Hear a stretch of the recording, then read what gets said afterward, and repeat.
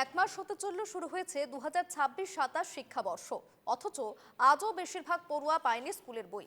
আর এতেই বিপাকে পড়েছে অসমের একাধিক সরকারি স্কুলের পড়ুয়ারা। একই অবস্থা বরপেটার বাঘমারা চর হাই স্কুলের। তৃতীয় শ্রেণীর ইংরেজি এবং নবম শ্রেণীর অঙ্কের বই এখনো আসেনি স্কুলে। স্কুল ইউনিফর্মের ক্ষেত্রেও শিক্ষা বিভাগের গাফিলতির অভিযোগ রয়েছে। বিজ্ঞান, ভূগোল, আসামিস আর গণিত। ভূগোল, আসামিস আর গণিত কি পোৱা নাই? এছামিছ পোৱা নাই আৰু গণিত পোৱা নাই আৰু আইটি পোৱা নাই। ছাত্ৰ ছাত্ৰী কোৱা মতে বিনামূলীয়া কিতাপ পাতি যোগান ধৰা হোৱা নাই। কি ছাবজেক্টৰ কিতাপ কম পাইছে আপোনালোকে?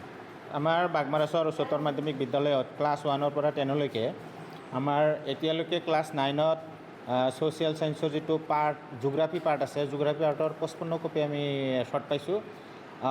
অসমীয়া সাহিত্য চয়নিকা 53 কপি শ্বৰ্ট পাইছোঁ। আৰু ক্লাছ 9ত জেনেৰেল মেথছৰ এটা কিতাপো দিয়া নাই এতিয়ালৈকে। আৰু ক্লাছ 3ত ইংলিছটো টোটেলি অহা নাই, 15 কপি আমাক লাগে। স্পন্দনটো 15 কপি লাগে, তাতে 4 কপি দি পঠাইছে। এইবছৰ আমি নৱম আৰু দশমমান শ্ৰেণীৰ ইউনিফৰ্ম আমি যোগান পোৱা নাই। হয়তো শুনিছোঁ অলপ কেইদিন পিছত দিব বুলি শুনিছোঁ বুলি, সেইখিনি আৰু। যোৱা বছৰ যিটো সেইটো আপোনাৰ ডিষ্ট্ৰিবিউশ্যন হৈছে, যোৱা বছৰৰ যিখিনি কাপোৰ পাব লাগে 9-10ত, সেইখিনি কাপোৰে আহি পোৱা নাই।